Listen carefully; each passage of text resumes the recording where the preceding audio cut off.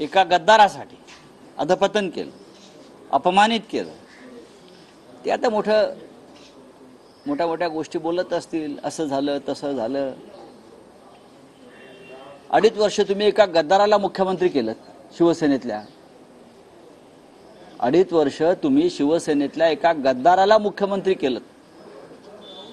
पण शिवसेनेबरोबर तुमची युती असताना 25 वर्ष तुम्ही शिवसेनेचा मुख्यमंत्री करण्यास नकार दिलात.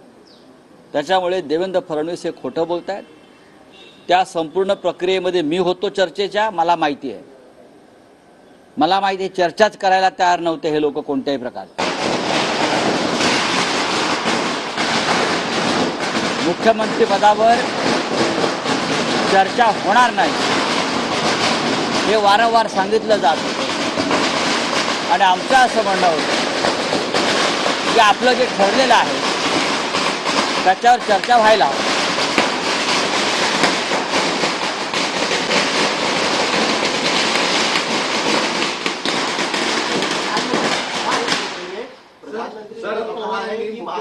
बघा, कोणीतरी एकाने प्रश्न विचारा. मवियाच्या काळामध्ये शरद पवारांनी मुख्यमंत्री पदावर दावा केला होता. उद्धव ठाकरेंना 5 वर्ष मुख्यमंत्री पद कसं द्यायचं असं देखील शरद पवार त्यावेळी म्हणाले होते. असं गौप्यस्फोट आहेत ते फडणवीस करतात. आमच्या पक्षातले गौप्यस्फोट फडणवीस कसे काय करू शकतात? त्यांच्या पक्षातले गौप्यस्फोट आम्ही केले ते त्यांना पक्ष बंद करावा लागेल. शरद पवारांनी काय ठरवलं होतं काय ठरवलं नाही हे माझ्या इतकं कोणाला माहीत नाही. त्या संपूर्ण प्रक्रियेमध्ये चर्चेच्या संजय राऊतच होते माननीय उद्धव ठाकरे साहेबांच्या वतीनं. आणि सुरुवातीच्या चर्चा शरद पवार साहेबांनी माझ्यातच होत होत्या. देवेंद्र फडणवीस यांनी उगाच नाक खुपसून हे त्यांना काही माहीत नाही, आमचं सरकार बनतं हेही त्यांना माहीत नव्हतं. धक्काच बसला. ते पडता पडता वाचले, कोसळले असते ते. नाहीतर उद्धव ठाकरे मुख्यमंत्री होत आहेत हे जेव्हा त्यांना समजलं की आमचं सरकार येत आहे, त्यांना असं वाटलं शिवसेना काय करणार, आपल्या पायाशीच येणार, असं त्यांची एक भूमिका होती. पण तसं झालं नाही. राजकारण शिवसेनेला येतं आणि तुम्ही जो आमचा अपमान केलात मुख्यमंत्रीपद नाकारून, ते मुख्यमंत्रीपद आम्ही तेव्हा घेतलं. ठीक आहे, तुम्ही आमच्यामध्ये गद्दार निर्माण करून सरकार पाडलं वगैरे ठीक आहे. आणि शरद पवार साहेबांनी असेल किंवा काँग्रेस पक्षाने असेल, हे सरकार आणि हे मुख्यमंत्रीपद 5 वर्ष टिकवायचं अशी कमिटमेंट होती त्यांची.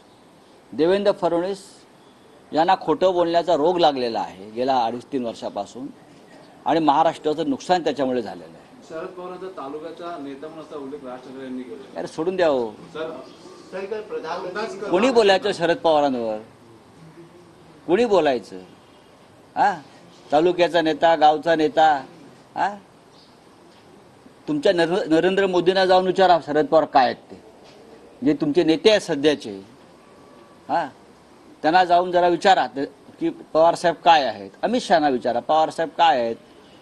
आणि मग तुम्ही या पवारसाहेब तालुक्याचे, गावचे, बरं का, गल्लीचे नेते आहेत काय, याच्यावर तुम्ही बोला. कोणत्या विषयावर काय बोलावं, काही भान राहिलं पाहिजे ना. तालुक्याचे नेते, ज्या पक्षाचा एक आमदार नाही तो पवारसाहेबांना म्हणतो. हे जो माणूस या महाराष्ट्राचं, देशाचं 50-60 वर्ष नेतृत्व करतो आहे, त्याला तुमच्याच नरेंद्र मोदींनी पद्मविभूषण किताब दिला. ज्यांना आम्ही राजकारणातले भीष्म पितामह मानतो, त्यांना तुम्ही राजकारणामध्ये शून्य कर्तृत्व असलेले लोक अशा प्रकारे बोलत असतील तर हे महाराष्ट्रासाठी चांगलं नाही.